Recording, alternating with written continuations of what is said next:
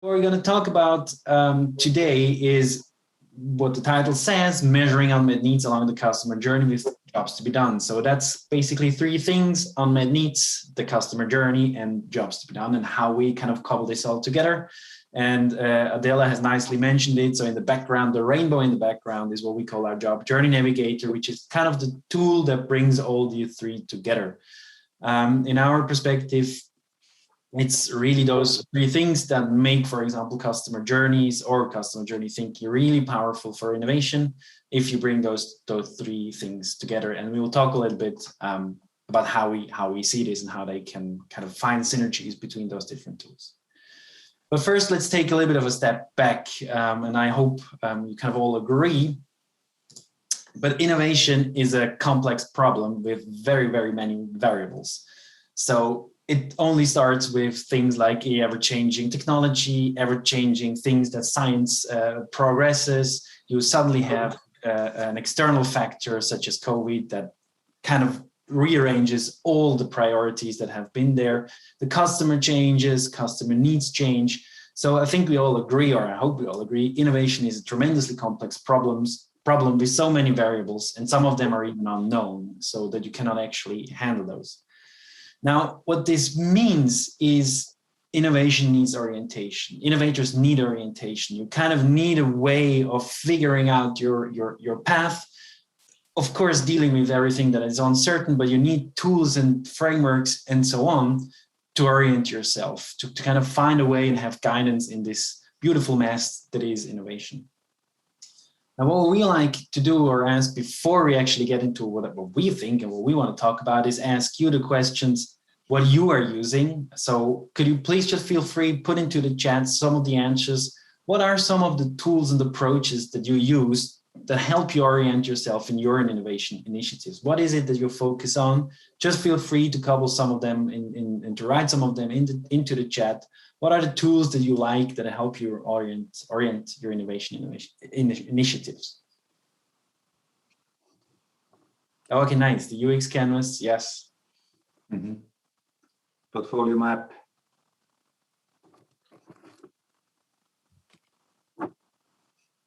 Yeah, design thinking. Yeah, we're gonna get. Oh, Miro, nice. Oh, Julie, that's the perfect answer. Jobs to be done. Very nice. Okay, perfect. Thank you so much. Customer. Okay, there it is. Customer journey, search design, blueprints. Oh yes, the desire to see the customer. I think that is kind of that's the key thing here. Okay, thanks very much for your answers. All of that. Okay, all of that, and combined. So next. All of that, many all more. Of the above. Exactly. It's always the last thing that you can put. It's all of the above. Okay, perfect. So we want to dive a little bit into especially two tools, and I think I'll hand over to Beat to kind of set up the discussion. Yeah, the customer journey typically is a tool to understand the customers, or at least fix some of the variable customer, which is a very complex variable, very difficult to understand because it's human being, it's not technology. So there's a lot of psychology involved. And this is typically what we see as the elements in the customer journey. It's a process, the journey process with steps ranging from awareness to advocacy, and it's built around touch points that customers typically have. These touch points have an intention. So, for example, there is touch points that intend to create awareness or put a brand or a product into the consideration set, or trigger purchase, or repurchase, retention, and ultimately, hopefully, touch points to create advocacy. So that's the basic format of customers' journeys. And if you go on the next slide, that's how they look like. This is just coming from a research from the internet, or also from some of our clients that presented their customer journey work to us. And it's typically a big map. I think it's a great tool. It's a great way to align the organization. They follow this journey process. Very often they start with the customer side, on top, developing typical customer goals. And then there is often these emotional experience curve, which somehow shows the state of the customer, of the consumer, going up, going down. Sometimes it shows like frustrations, etc. And it moves more and more into the organizational capabilities, how the organization wants to deliver these different steps in the journey. Put it simple, you can view this as very much touch point focused, and it describes what customers do and how customers do it. It is, in our view, sometimes a bit descriptive and very close to the behavior of the customer. What do they do? Now, we would like to add to this customer journey concept another dimension. And the other dimension is why customers do what they do. It's the why, it's the intention of behaviors, basically, of choices that customers make when they go through the journey. If you know the why, it has really innovation power in our view, because the what is very close to the current solution. It is the current touch point. If the touch points change, and it changes all the time, today it's Facebook, tomorrow it's Instagram, then it's something else, is very much focused on the current solution, the current way of doing things. If you know the why, we believe, it really helps to innovate, because you go away from the solution. There are two ingredients that we have built into this Job Journey Navigator. One ingredient is the jobs to be done idea behind. That's why we call it Job Journey, not Customer Journey. So it's the jobs to be done idea. And the second element is measurability, because we believe that what you cannot measure, you cannot manage. You cannot design an experience if you don't measure it in a quite fact-based way.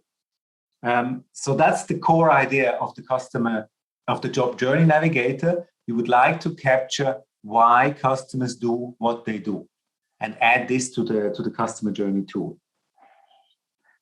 Jobs to be done. Jobs to be done is a concept that has gained quite some popularity in the last years. We at Vanbridge, we work with jobs to be done since many years. In fact, since almost more than 15 years, we started with jobs to be done.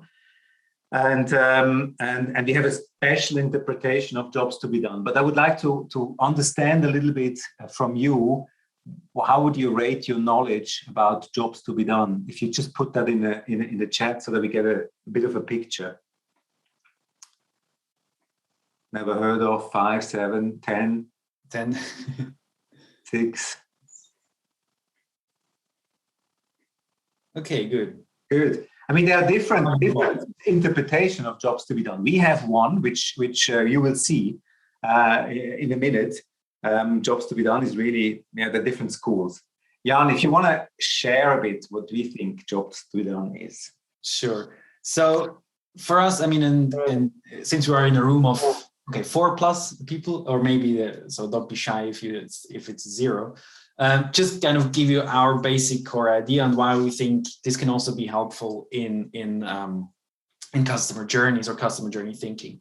So you probably all know and have seen this quote several times: people don't want to drill, they want a hole in the wall. This should actually capture the core basic shift that jobs to be done should entail. So switching away from the drill to actually what customers want, which is the hole in the wall, or you can even go a step further to mount something on the wall and the like. So that's the quote by Ted Levitt that entails this shift away from the solutions, away from just the solutions they use, to the actual job they want to get done with using the solution. And this really helps in innovation, as Beat has mentioned, because if you understand why people are using your solution, what's the purpose they are using your solutions for, you can then work backwards from there and design solutions that are better at achieving that job.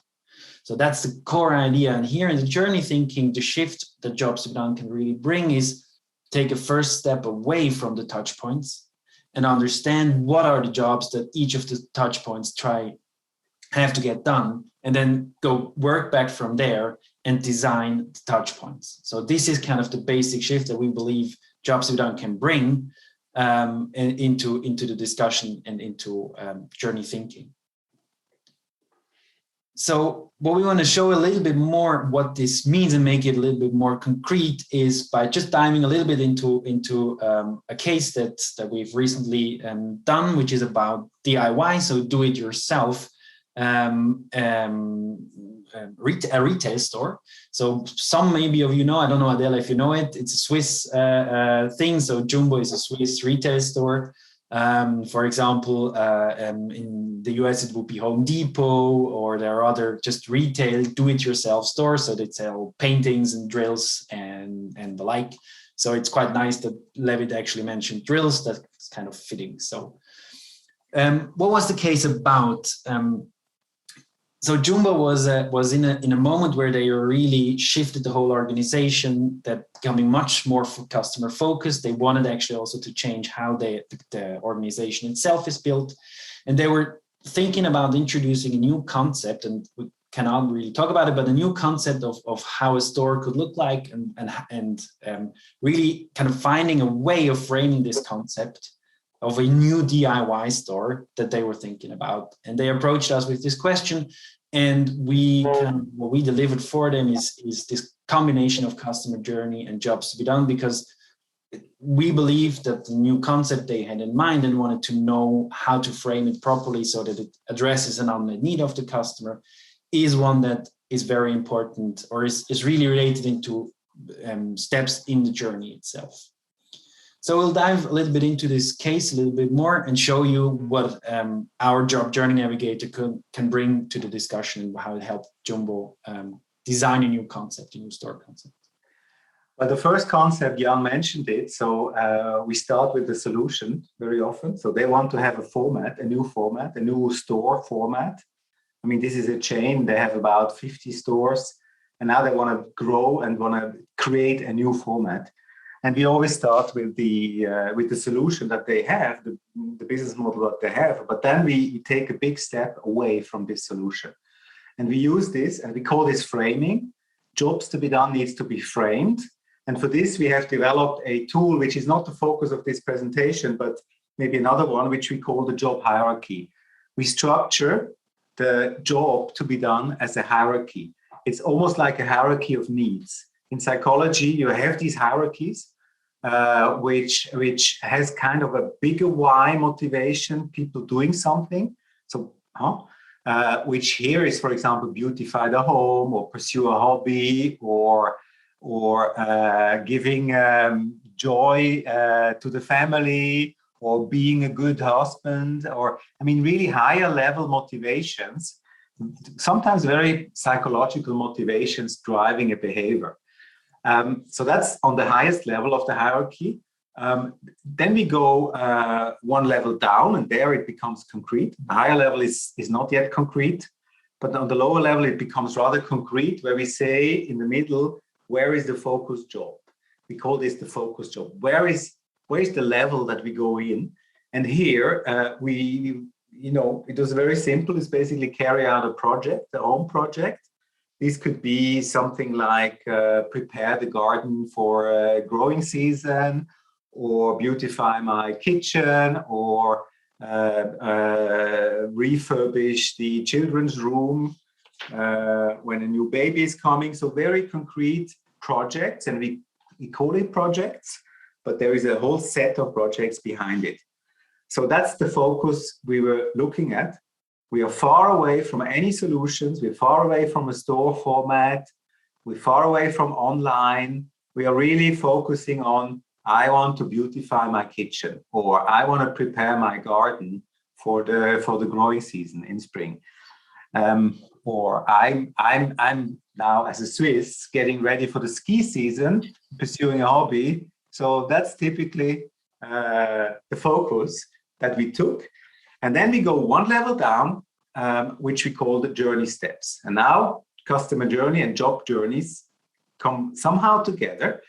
because very often in many of the projects we do, we have a journey, a sequence of steps. And we see that in medical, we see that in pharma, we see that in financial services where we do projects. Very often you can frame it as a sequence, not always, but often. So that's what's the next step. And Yann, I think you can show now how we did it for Jumbo. Yeah. So now we're really kind of getting more and more concrete to how customers actually get the job done. So how they carry out the DIY project, and of course how kind of a store fits into this. And what we came up with is this from left to right, what we call the Job Journey, or the Job Journey Navigator as the tool, how they really do it. So it starts very, very early on, and which is kind of a very confused or not such a clear-cut step where they sense a wish. So we have latent projects in our mind. We have things that we want to do, or projects that we want to start. It turns into a more concrete intention, and then kind of gets more and more concrete and closer actually to the project itself. So they have to do several tasks of selection. We named that selection. So that entails, where do I actually buy the stuff? Where do I find my products? What do I need? Which store am I going to pick? And where am I going to find all those things? Then there's the middle step where they have to obtain it, actually get the material they need. Sometimes they have it at home, sometimes they don't. If they go into a store, of course, at some point, unfortunately, you have to pay.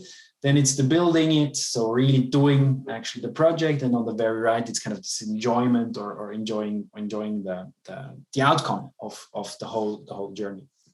And what you see here is, and why we call it mini whys from wish to enjoyment, is they're all solution free. So all of these are, again, smaller jobs which don't refer to any particular solution. Maybe the to pay is the closest one that gets to a solution, but everything else is completely solution free. So however you actually select or however you obtain your material is up to this point is completely open. Be that as a web store, be that actually in the retail store itself, or wherever you want to get it. It's like mini whys that go from the wish to actually then enjoyment. So that is kind of how we framed it.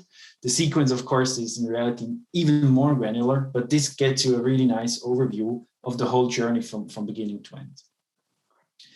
Now, how do we get there? And what actually is it that we later on want to find out? So we built this based on jobs to be done interviews. We do a set of qualitative interviews and on looking at existing research if there is some. So we combine actual customer interviews and existing research and have a first hypothesis of how that map looks like. Now, what we're looking for when we talk to customers is not only the journey, not only understanding the journey, but go one step further and understand the needs that they have when they go through that journey. What exactly are the needs that they have? And of course, that's what the right-hand side tells us, the survey tells us, which of them are actually not met, which of them are unmet needs, because that is kind of the key information that you want to have. If you know the unmet needs and you have kind of a solution in your head and they both fit, that's when you should actually pursue the innovation. So this is kind of the basic logic and how we get there. And the result looks like this. So in the end, you have the whole journey from sensing a wish to the enjoyment. And we've quantified 50 needs. So there are 50 needs in there. And 900 DIY customers told us for each of the dots, the importance of the dot, so the importance of that need that they have, and the fulfillment. So how fulfilled are they today with the solutions that exist and that they use, with the touch points that they use. So there are things in there that refer to the touch points. And what you can get as a result is which of those are really important ones and where is a lack of fulfillment. This is really what we want to get at and what we want to understand along the journey, because this explains why customers behave the way they do behave, why they prefer certain solutions over others. Maybe I want to add here. Yeah. This term need is quite a vague term. It's not very clearly defined what the need is.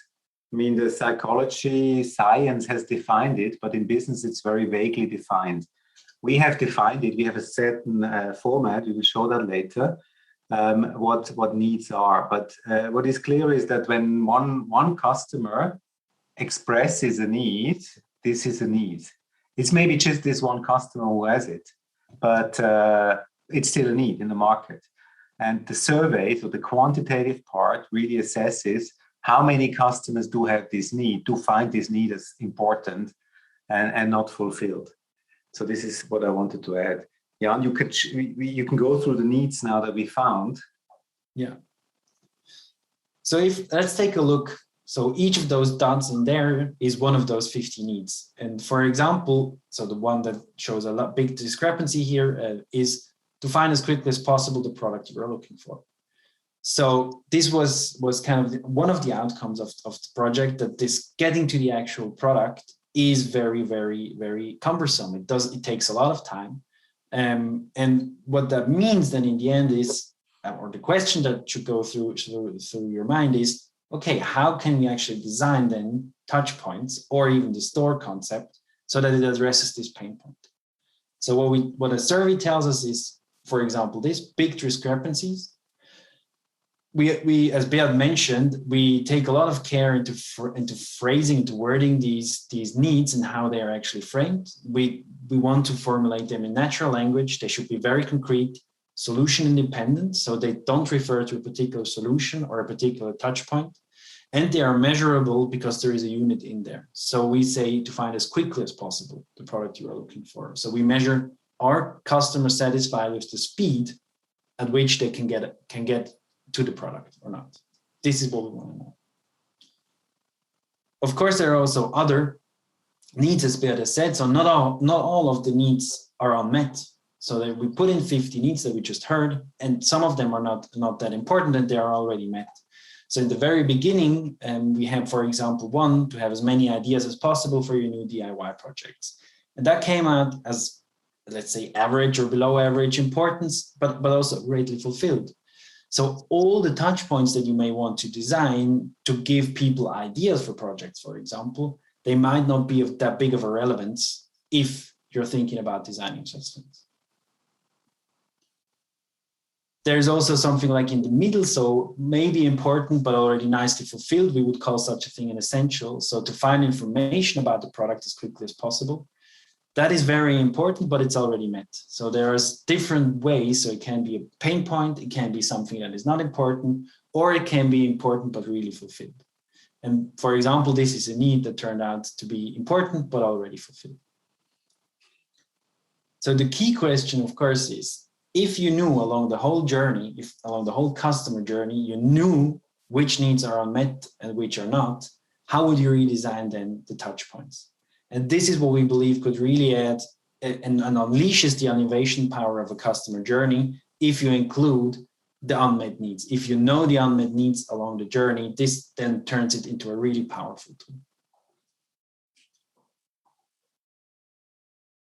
Putting it all together, and Beat, feel free if you want to add something. So putting it all together, just to give a bird's eye view, what we want to say or add is, if you want customers kind of to get aware of your company, to consider you as an option, make them the purchase and come back and recommend. So that's how we would rephrase the last step of the customer journey. Then help them in the retail case to realize a DIY project by solving their unmet needs with relevant solutions at the touch point. So what we want to combine is the customer journey thinking, which is great, but we have to know the unmet needs and the why of the customer, really the concrete steps that they go through and what they want to achieve in that step. So we can actually help them design then touch points that are meaningful, that are relevant for them, that solve an actual pain point.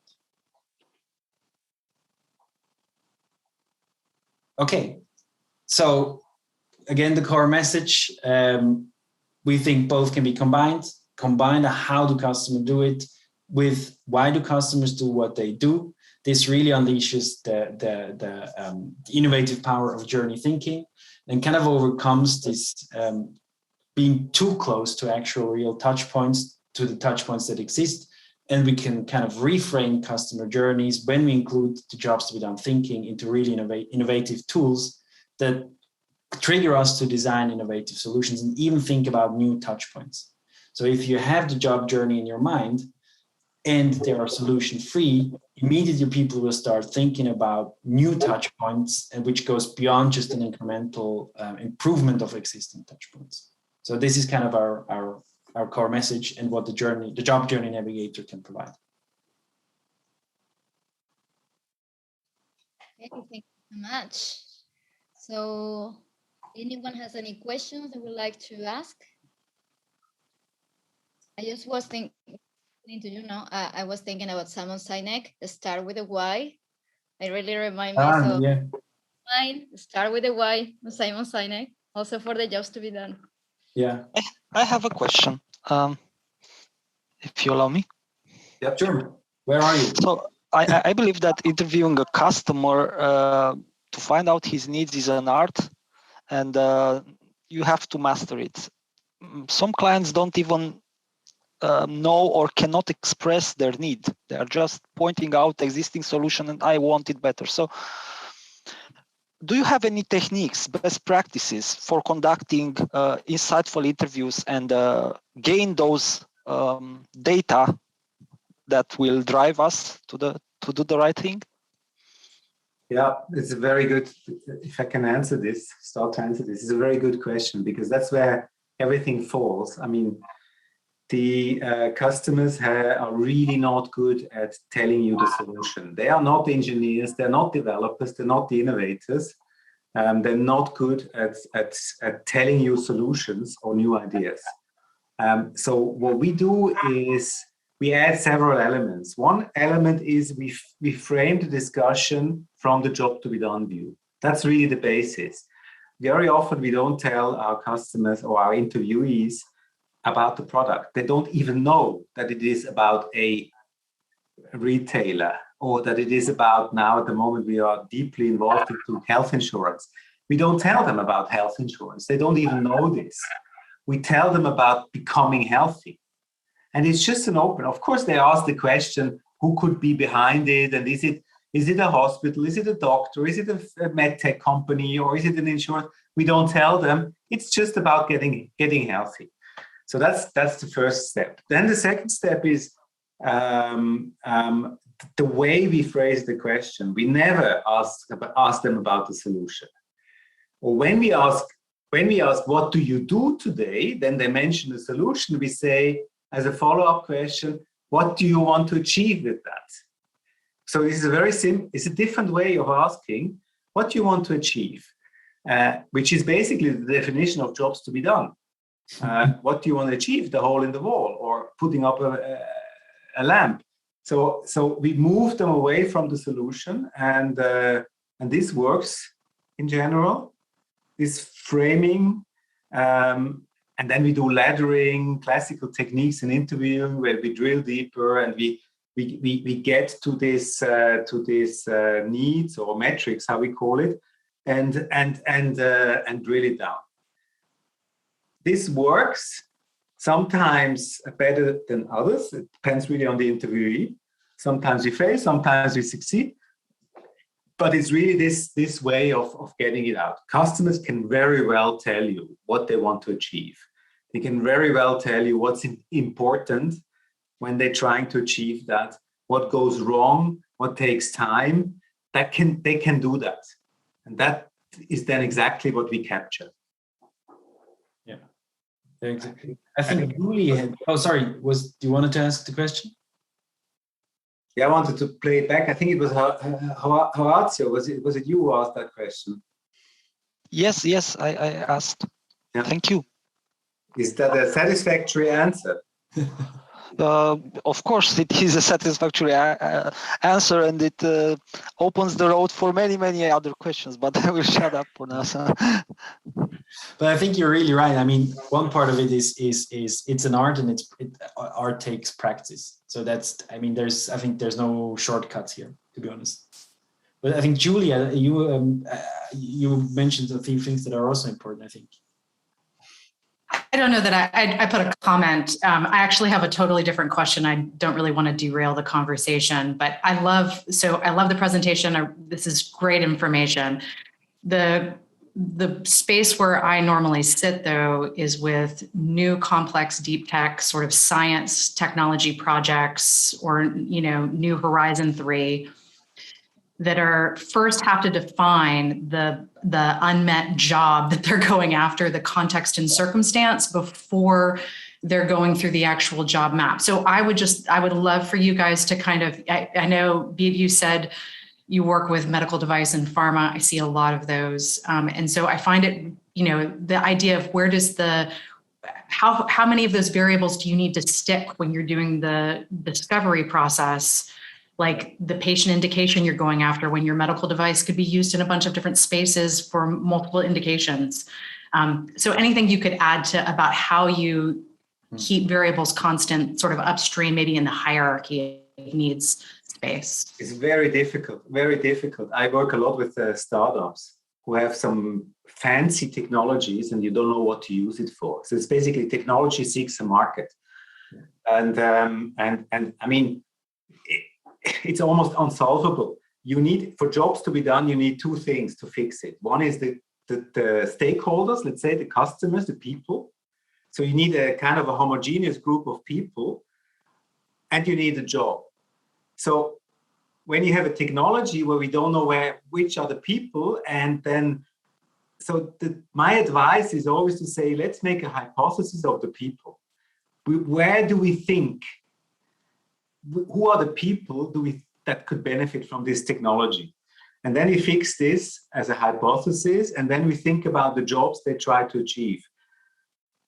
But sometimes we get it wrong. I mean, we miss, at least very often you can miss it out, because if you fix the wrong variable and make it fix, and you don't get it. So it's kind of an unsolvable puzzle, but you have to solve it by fixing the people, in my view. Right. Yeah. Okay. So I love that you said that, it's because we struggle with it as well. I mean, we basically use a framework to say, with all of these people, who has a high priority job of all the other things that they're doing? Where is the job high priority? Where are they underserved with the solutions they have? And try to filter. But okay. Thank you so much for saying it's hard to solve. I would go with the startups. I say, let's go lean and agile. Let's go quick. It's almost like you have a hypothesis of people, target groups. Let's iterate quickly. And yeah. But I do find that this sort of jobs concept, though, married with lean, provides better results than just saying, what's the customer archetype? What is the customer? What's the value proposition? Like sorting based on what job is high priority for them. I love what you guys were saying about that. I think that's really important. Yeah. We have a mixed view on lean. I mean, lean is great, and lean is also dangerous in our view. So you have to decide, where are you lean and where are you really rigorous and disciplined. And in our view, for example, unmet needs. I mean, the human being is such a complex animal, and it's very, very difficult to predict. And that's why jobs to be done is a model, and the model is just a model. It's not the reality. It's a model of the reality, but it's a damn good model. And now you have to apply it in the right way. Otherwise, it's rubbish coming out. So that's why it's this mix of lean and discipline that we think is important. And that's why we say 50 needs. I mean, that sounds a lot, but in reality, there are 100 needs, 150 needs, easily on every job. I mean, easily.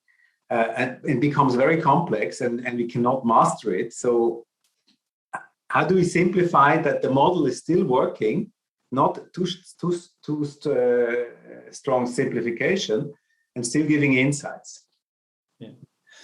And can I just want to add one line? I'm sorry, so I cannot resist. So I think the conundrum that you're describing is, the problem is, if you go from product to job, you will find thousands. So because theoretically you could use a book to build a home, right? You just need a lot of books. So that question opens up a really big space.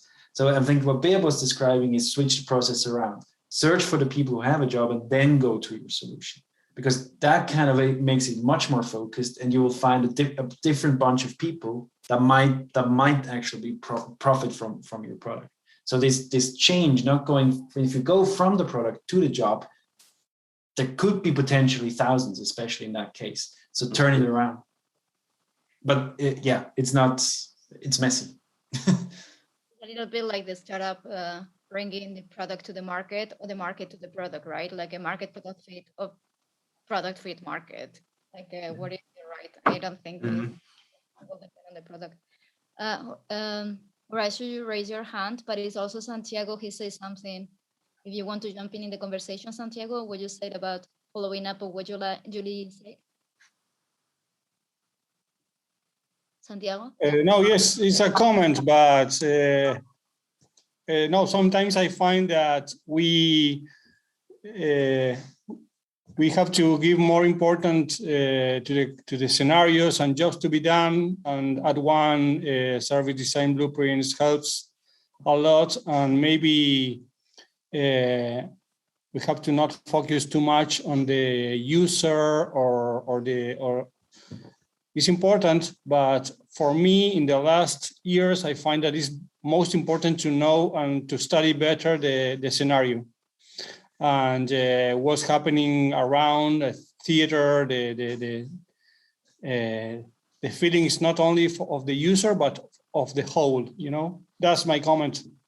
Yeah, thank you very much. If I can add here, is like the unit of the analysis has to be the jobs to be done. That's what Clayton Christensen, for example, said. That's what Tony Alvik says. That's what we say is the unit, the focus should be the job to be done. But many companies research the user. So they find out everything about the user, but that's not really actionable. What is actionable is really, okay, this user here has some characteristics, but what's the job that this type of user tries to get done? That's the unit of the analysis. And there we have to find these needs and these measures and so on. And that is really powerful, which is probably what you mean by scenarios. Yes, that's the point. Thank you very much. Or context, yeah, I see it in the chat. Yeah, it's like the people trying to get a job done in a specific context. And the context changes, people are fixed. I mean, at least you have to fix it. Job is quite stable. If we are on a higher level. I mean, beautify my home, that's quite a stable job. But then the context can change. We expect a child, a baby. So that's the context scenario. And that's general discussion about jobs to be done, not so much about our Job Journey Navigator. But it's okay, it's fine. It's just a tool. Rachel, you raised your hand. You wanted to say something? Yeah. So I just wanted to make a remark because this discussion, I had it also yesterday. It was presented yesterday. So if you're going from the product to identify the market, then this is not innovation. It's just sale, right? And it's not. It shouldn't be applied for startups or for teams, companies which are trying to discover customer needs. Basically, you're discovering to whom can you sell more. That's it. It's not innovation. No. Right? So I totally agree. I just seen a pattern. My question, I just want to go back with the interview with the interviewer. What are the skills that a good interviewer? I have a sense you're interviewing, but okay, go on. Yeah, because there are. It's about values. I believe empathy should be there, and also is a way to onboard the team to resolve a problem. Yeah. The IT should know what is the customer problem. Yeah. Right. So I want to go deeper on that aspect, please. What aspect of what are the skills? What are the skills of a good interviewer? One of the highest level skills is more an attitude than a skill. It's curiosity, genuine curiosity about the person you have in front of you and the problems that this person has. One of the biggest blocker in the interview is in love with the solution. So when corporate internal people make interviews, we observe that a lot. they are so much in love with their solution that they screw it up, because they always want to, they're not genuinely interested in the problem of the person in front of them, but they are trying to figure out how their product and how their solution fits this person, which is a different attitude. And I think on the highest level, it's this attitude of be curious about this person in front of you and find out what is bothering him in his or her in her life. That's when we do coachings, that's the first thing you can have, of course, there are kind of training techniques and there are ways of how you actually phrase questions, but that is the key. I mean, if everything else, don't focus on kind of trying to follow a certain script. The key element is you have to want to know about the other person. So it's always, an interview should be something where you give the other person that's sitting in front of you the space to talk. That's what you should get at. And I think there is this great kind of abbreviation, short questions, long answers. That should be the goal. You talk 20% of the time, the other person 80% of the time. That's kind of the goal that you're trying to achieve. And you can only do this if you actually really care. And maybe something also when we are on technique, we are always two people in an interview. One person asks the questions, the interviewer, who guides the discussion, and the other person is writing, but not a transcript, but is really focusing on these metrics, on these need statements. And he has really an eye, he or she has an eye on what is he saying now. So we are basically two people who are curious and try to capture it. And that's the technique that we apply very often. And then we switch role. So very often Yann and I do these interviews and we switch role because everyone has a different style, has a different interest, is biased. Everyone is biased. And we try to de-bias it by changing, rotating, discussing afterwards and say, hey, you're focusing on this, but I saw this, try it the next time, and so on. And we only stop, we have these mini dialogues, questioning, and we only stop once we have one of these metrics. And then it's clear. And we ask also the interviewee to confirm the metric. Is it really this? Is this the unit? Is it about time? What do you expect as a result, as an outcome? What was the context again? Let's repeat. And we construct these statements together with the interviewee. So it's, yeah. I wanted just to add my 2 cents, but I'll let you finish. No, it's okay. Yeah, I wanted to say that as a design thinker trained, I will say that it's super important to read between the lines. What they say is not what they think or what they do or what they feel. So you have to try to read into the lines, like, when they say something, they might not mean that. And you have to really find the 5 whys, like why they are saying that and what they are feeling maybe differently. So I think you have to add a lot of point of view and read into the lines and take into account that say, think, feel, and do. My 2 cents. We should do a talk on this as well. That would be interesting. It's easy to talk about, it's hard to practice. Yeah. We are doing not just projects, but we're doing skill building projects where we train teams and we make different experience, but people who are experienced in interviewing, who have done that a lot, can really learn it quite quickly, both the interviewing and the harvesting. We just go through an experience now with a media company in London, and there are like 8 design thinkers, UX people who really are used to this. And they have, the moment they got the jobs to be done concept, and the moment they got these techniques that we have, they can do it. So it is learnable, and it brings results. Do we have any other questions? I have one burning that I asked them last time. It's like, and I think Julie is going to be very interested into this one. It was if we can use their methodology, the Job Journey Navigator, to create like the future of the needs. So like especially for the H3 or the moonshots, like the need doesn't exist yet. They might appear in the future. Can we do like a reverse customer journey or jobs to be done journey, where we can predict the needs of the people and then build backwards on what are the touch points and what are the jobs that we need to do? Mm-hmm. I give you my answer, the one I gave you last time spontaneously.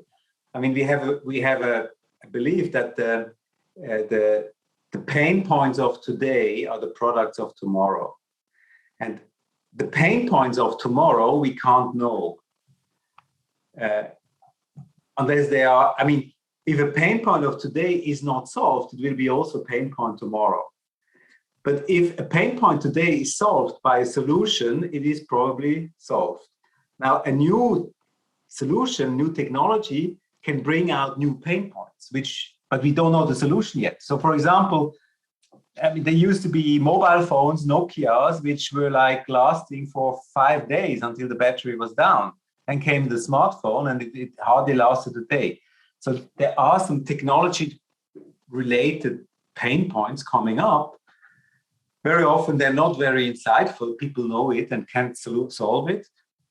But I strongly believe that you cannot solve the pain points, that you cannot predict the pain points of tomorrow, but you really have to tie it to the pain points of today. I'll give you an example. For example, we say that in 2050, we will have, most of the people will have electric vehicles. I'm pretty sure that we will have a lot of issues that will happen at that time, like where to find like a place where I can charge my car. That is a potential, because you are looking at the market, so the signal of the market, what could be a potential people in the future, so we can create like a journey corresponding to that doesn't exist today.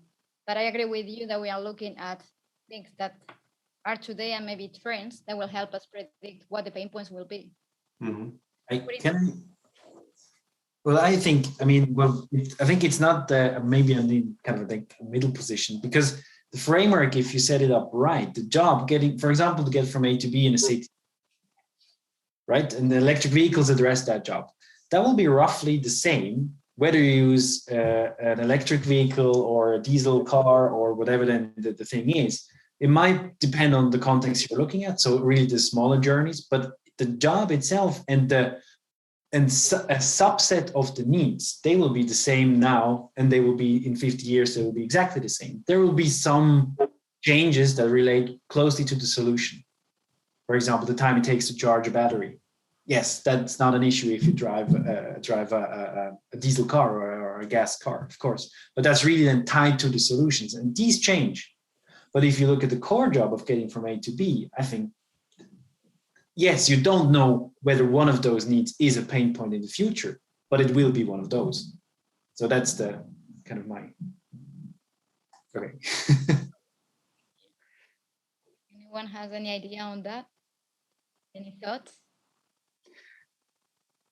I think it's a complex problem that we all face. You know, it's like trying to ordain what's going to happen in the future. I do think this is where jobs to be done, to just reiterate what Yann said, I think this is where jobs to be done excels, because you can think about market trends in the future by keeping a job stable and simply understanding which jobs are high priority and for whom. And so you can start to segment out a market and say, if I were to consider creating moonshot products, which market would I go after, and do market selection and at least limit some variables, knowing, I mean, it's just risk mitigation. Mm-hmm. So mitigating your risk by saying, what is a high priority job and where are people really not going to be innovating on those solutions? Of course, again, I'm guessing. So, no, but I do think the structured process provides this jobs to be done, and your job map, which is, I really like a lot, provides a framework for that is job focused and not solution focused. Yes. Yeah. Completely agree. I mean, the Horizon 2, 1, 2, 3 concept, these are solutions, huh? Horizon 3 solutions. And they are very much linked into technology trends that are coming. And we know that artificial intelligence is probably in a Horizon 2 thing. But now we're experimenting in Horizon 1. And of course, there are some technologies coming up, which will be Horizon 3. But there are solutions in a sense. But the basic jobs, especially if you go in this hierarchy up, I mean, people want to go from A to B. That is 3,000 years ago, they wanted to do it. It took them maybe 5 days to go from one city to the next. And then it shrinked to 1 day, and then it shrinked to 1 hour. And now it's shrinking to 15 minutes. And then when you ask, why do people want to go in another city? They want to communicate. And now we have other solutions like Zoom. We are all sitting in different cities. So that solves the job. But still, people want to travel. Why? Why do people want? Because they want to meet other people. I mean, very interesting philosophical discussions about human behaviors and human needs. And yeah. I'm pretty sure Ellie is getting nervous. Yes, it's just right. I have to wrap up right now. So do you have any last words, closing words before we end this session? I just want to thank everybody for being here. That's all. So don't forget, you can continue the conversation in the platform, or feel free to reach out directly to Beat and Yann. And I really thank everyone for being here. And I think Abby already put to the next session. So thank you so much. Thanks a lot. Thanks. Hope to see you again. Bye, everybody. Bye, everybody. Bye. Thank you. Appreciate it.